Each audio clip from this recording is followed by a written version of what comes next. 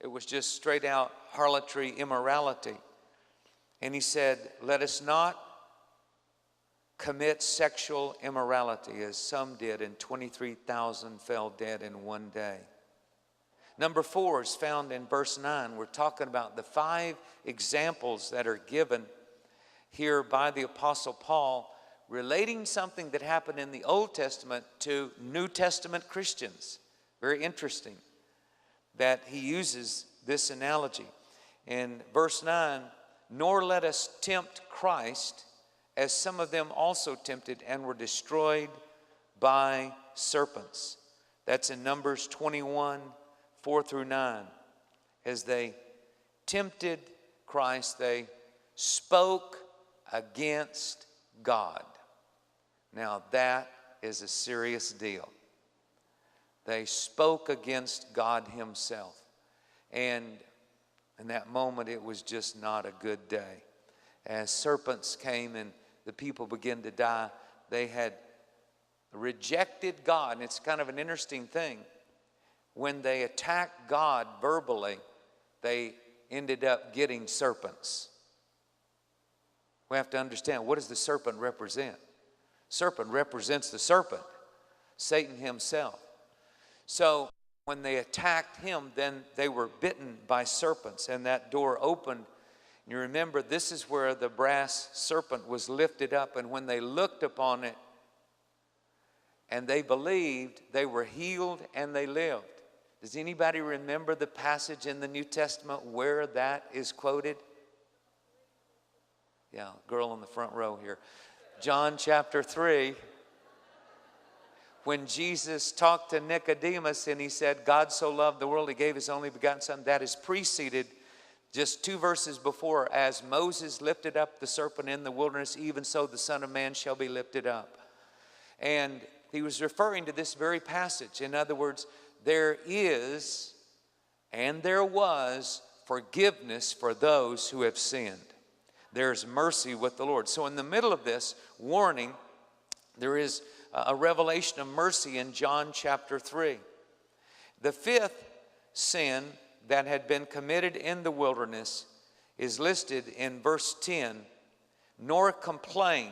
Some of your versions will have murmur, same thought. As some of them also complained and were destroyed by the destroyer. And that happened in several places, but particularly Exodus 16:2 and Numbers 14:1 through 4. And you can go back and read the actual passages. If you have a marginal reference Bible, those references will be there. You can go back and it'll have some of the instances where this took place.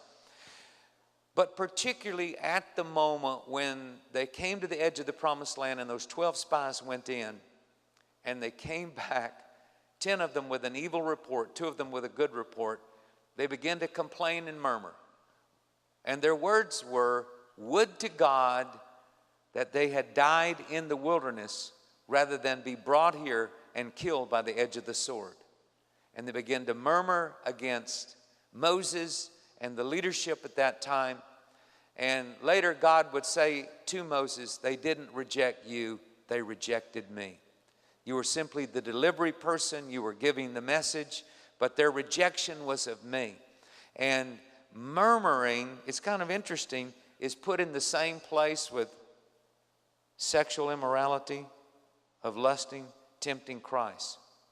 And very important, then when we look at all of these examples to us today, that we realize there are consequences. People say they can do what they want to do, and that is exactly right. God has given every human being a free will, and humans have that. We know even the angels had the choice where they could serve God or not serve him. The fact that a person has a free will doesn't mean that they're always going to exercise it in the right way. And in this case, it was disastrous. The word that's spoken here in verse 11, all these things happened to them. They're now examples to us. And they were written for our admonition. Now, an admonition is a warning. We're admonished out of what took place, and we're warned, don't go that direction. We're talking about escaping temptation. He said, let him, verse 12, who thinks he stands, take heed lest he fall. That means be alert, be on the watch, be on guard. No temptation that's ever come against you is going to be beyond what is common to men. Sometimes people will say, or they'll think, it's impossible to overcome this temptation. Well, that can't be true. The realm of temptation that will come against your life and all of our lives is in the realm of humanity. So whatever's common to man, what's common to everybody else, is where the temptation's going to come from. Jesus became a man and he overcame temptation. It's Christ's life inside of us that enables us to overcome. And that's what we have to remember. Without him, we can do nothing. Escaping temptation is an impossibility without Christ in us. It is in him, through him, and by him. But he says it's common to man, every temptation.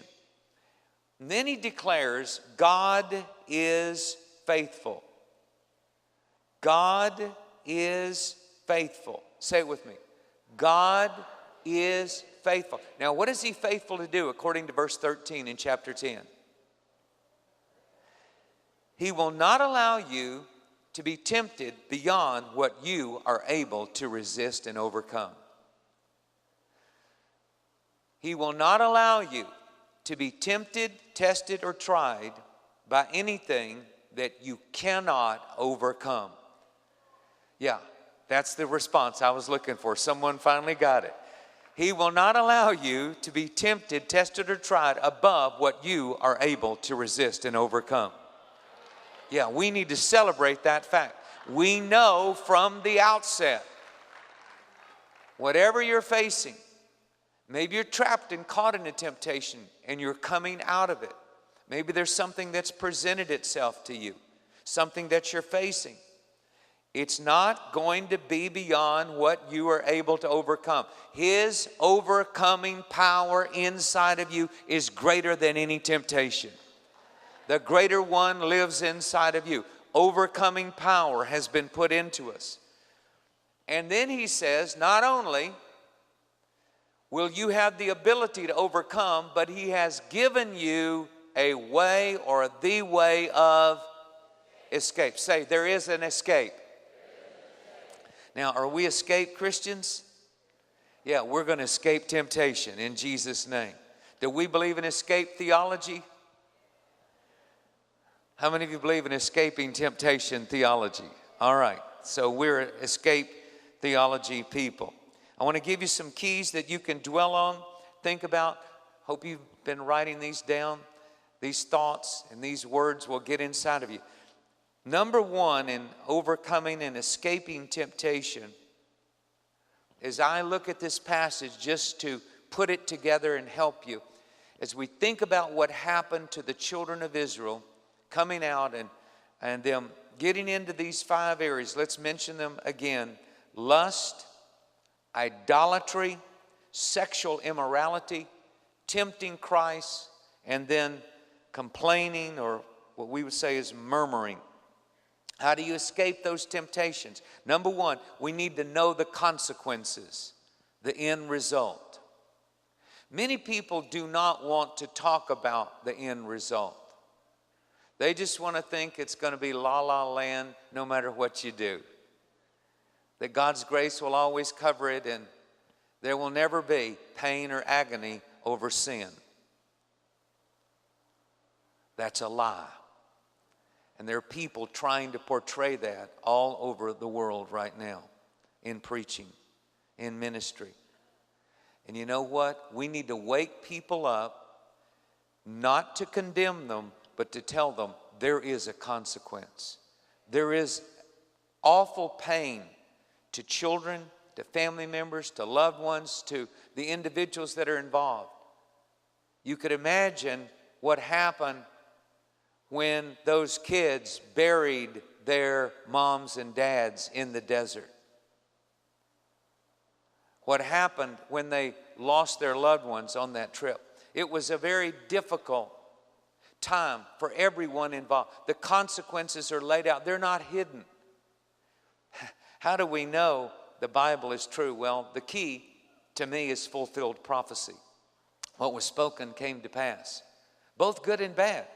The good prophetic words, the negative ones, they came to pass. But there's another thing about the Bible. The Bible does not hide the errors of the people that are in it. They're all out there. It begins with it in Adam and Eve, in Noah,